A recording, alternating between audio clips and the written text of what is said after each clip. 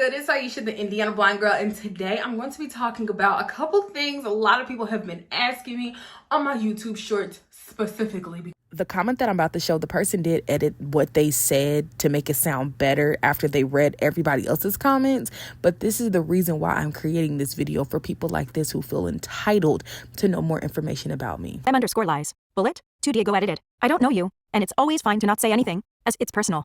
But the way you say it is as if it's a secret password. Or why would it be a safety thing? Like most vision impaired people I follow on social media, we're pretty open about all. They said what kind of blindness, how they lost, if it was gradually or from the beginning, whether they have blind spots but otherwise could see, or if they only could see general shapes, and so on. Some demonstrated with examples to make it more understandable, to raise awareness and remove stigmas that come with it, but also show their skills and new abilities. I have over 16,000 followers on TikTok, where I have went viral so many times, hitting almost 1 million views on videos telling my story.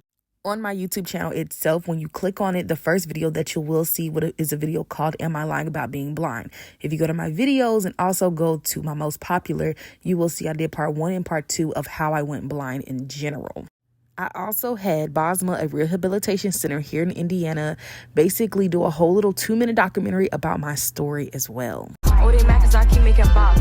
Oh, she mad cause I'm taking her spot. If I was bitches, I'd hate me a lot. I do have an eye condition called idiopathic intracranial hypertension, or IIH for short. It also may get called pseudotumor cerebri as well. I have 2 videos I'll link down in the description box, part 1 and 2 of how I went blind and my going blind story.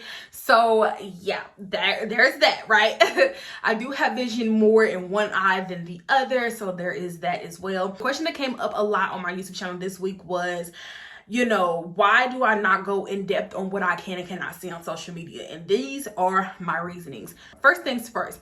People overshare on social media every single day. And I feel like I've placed that boundary with my followers to not harp on the fact that I can't see certain things. I want people to know me for the things that I can do, not the things that I am limited by because of my sight. So at times when I'm seeing those comments, it's like, well, why can you ask me what exactly can I see? And I tell you, you know, I don't feel comfortable telling you exactly what I can and cannot see because it's a boundary for me. And also that's my privacy. I don't understand why people go so hard in my comments. Like, I don't get that, right? Because that's my boundary that I've set. I had a person comment on my video the other day that basically said, you know, it's like I talk in riddles when I'm talking about what I can and cannot see. Like, it's like it's a secret. First of all, I don't know you. You are a complete stranger to me. Now, it's a protection thing for me. Why would I tell you what I can and cannot see when one day I could be faced with someone trying to harm me, and I don't want them to already feel like they have the upper hand on me because I am visually impaired. And that's one thing that I will never do, is place myself in the face of danger firsthand. We're not going to do that, okay? A boundary. That is another thing. That is my boundary that I've set with my audience, to be able to see and understand what I can do and not harp on the fact that I can't do certain things. Being someone who is a creator, who talks about their disability, who talks about their sight, and who doesn't harp on the limitations that there is placed upon people who are like myself, I think that is something that should be respected across all of my platforms on social media. You have creators like Peach McIntyre, who basically tells her ever waking thought, her ever waking mood. And when you see the Indiana Blind Girl, aka me, Aisha, tell you that's my boundary and I'm not gonna walk past that with you, I think that should also be respected. I get a lot of questions as well on how I'm able to angle myself perfectly in the camera. And I've talked about this before, but I'll mention it again. So basically, I have been filming myself for literal years. I'm talking since I was back in high school. I filmed a lot on Snapchat. I filmed a lot just like on YouTube in general when I was first trying to figure out social media and all that stuff back when I was in school still. So I'm not new to filming myself. Social media is literally built for everybody. So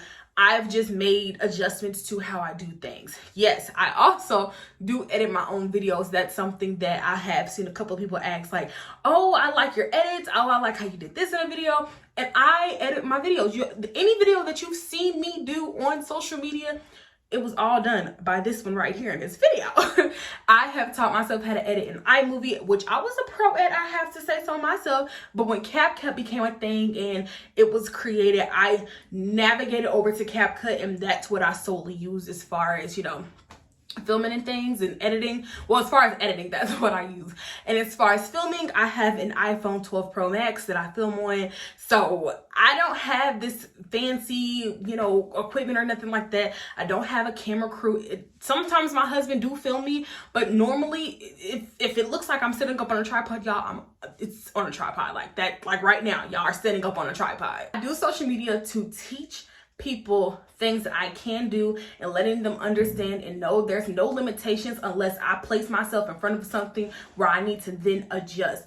I am a blind creator who wants to show people that you can do social media, you can be very successful at it. Hence why I've had hundreds and millions of views on TikTok itself, because that is a platform that it's easy for people like me. Now, as far as all the trolls that I do get on this channel, I just hide y'all and block y'all, because if you are still ignorant after I explain certain things to you, honey, that's on you. If you want to learn anything else or expand your knowledge on something that I've talked about, you can always Google it. I've always said, and I will always say, Google is free 99. The information that I put out on my videos has already been done by millions of other channels, talked about hundreds and thousands of times, probably that day alone. So yeah, when I do certain videos, I want people to be able to understand, like, don't look at me as just this blind girl. No, I may start off my videos, hey, it's the Indiana blind girl, or I'm blind and I blah, blah, blah, blah. You know, I got 100,000 views on a video on Instagram right now of me showing how to use my signature guide.